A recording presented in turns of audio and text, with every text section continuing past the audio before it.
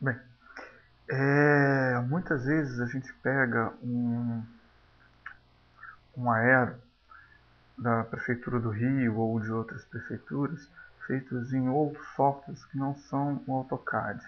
Então, invariavelmente, são arquivos em formato DXF, né? No caso, esse aqui, flamengo.dxf, ele tem 10 megabytes. Bom, começar a trabalhar com esse arquivo é um pouco difícil, porque geralmente eles estão em 3 dimensões. Então, para checar isso, a gente usa um comando aqui dessa barra de ferramentas, o View, e quando a gente olha ele de perfil, a gente vê que o arquivo está todo em 3 dimensões, inclusive a camada de edificações, né? Então, a gente vê que todas as edificações estão em 3D. O 3D mais organizado é o das curvas. As outras edificações é sempre um 3D um pouco mais bagunçado. Né? Bem, então, torna-se impossível desenhar uma planta em 2D a partir desse desenho, porque ele está tudo em 3 dimensões. Então, se você for usar qualquer ponto desses de referência para desenhar uma linha, é bem provável que essa linha sua vai ficar desenhada em 3 dimensões. E isso vai acarretar problemas na hora de cotar, na hora de calcular a área. Enfim, não se faz um desenho em cima de uma planta tridimensional. E como é que a gente faz para tornar essa planta de 2 dimensões? Existem alguns comandos nativos do CAD para fazer isso. Eu prefiro usar uma Lisp elaborada em 97, se eu não me engano. Ela está aqui aberta.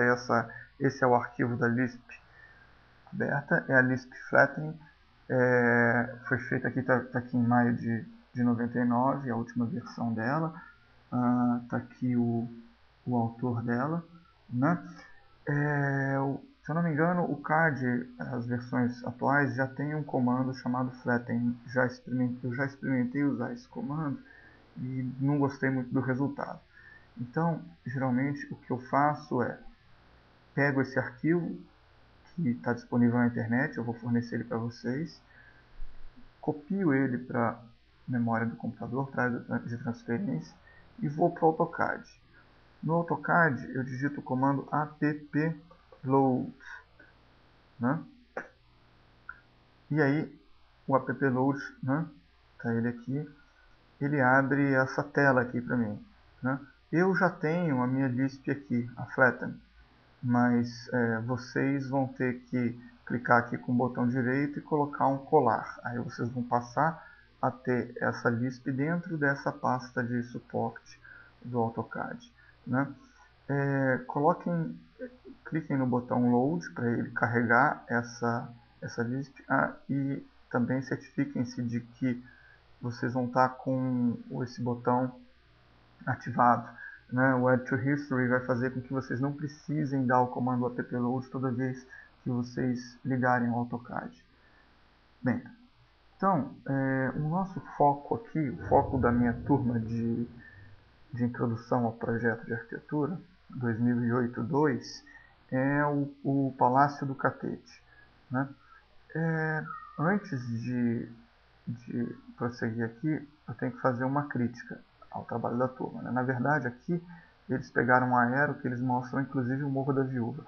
Como meu foco é o Palácio do Catete, o correto seria inserir aqui nessa planta esses aeros vizinhos, né? Ou seja, o aero que encaixa aqui em cima e o aero que encaixa aqui na frente do Palácio do Catete, para que eles possam ter também, além dessa área toda do Catete, ter as vizinhanças bem definidas e estabelecer bem essa relação do Palácio do Catete com o resto da cidade. Bom, meu foco é o Palácio do Catete, então eu vou apagar todo o resto da área que não me interessa para o meu computador não ficar trabalhando demais. Ok, agora que eu já apaguei as quadras mais afastadas, que eu não vou usar, eu vou digitar o comando appload. Desculpa, eu vou digitar o comando flatten, porque eu já carreguei ela no appload. Então, digitei o flatten, primeira coisa que ele me pergunta é se eu quero zerar as coordenadas dos objetos. Então eu sempre falo que sim, né? Sim em inglês, yes. E aí ele pede selecionar os objetos. Eu quero tudo. Então eu digito all. Então ele selecionou todos os meus objetos e agora ele vai zerar os objetos. Aí vocês reparem que ele vai demorar um pouquinho para fazer isso.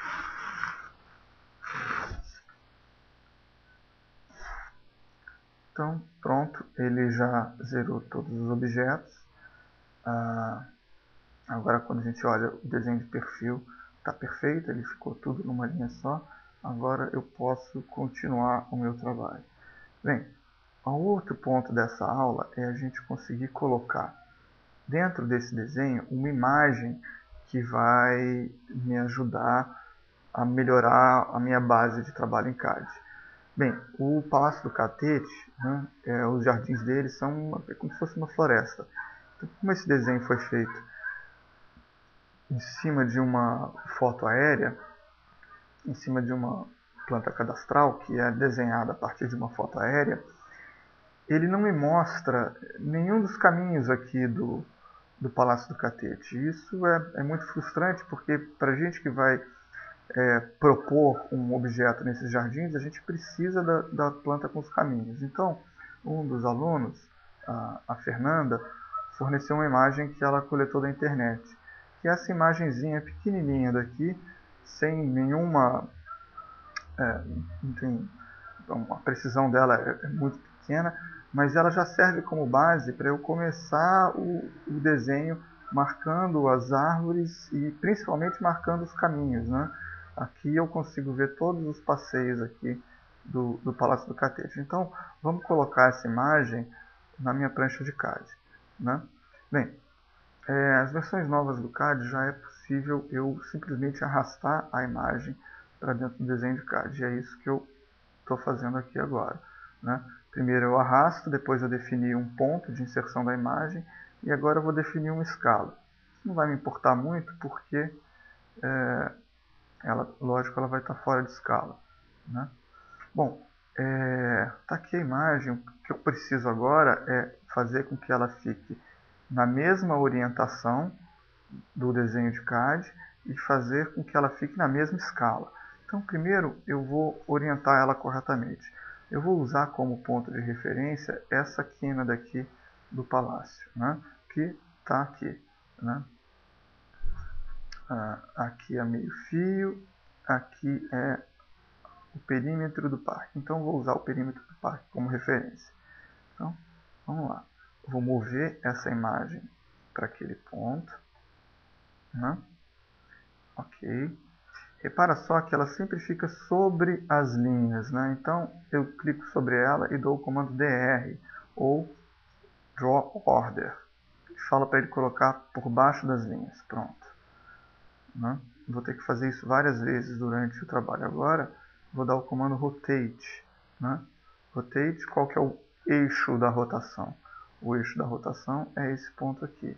Agora, segundo ponto do Rotate é criar um ângulo de referência. Então, eu vou digitar R de Reference, né?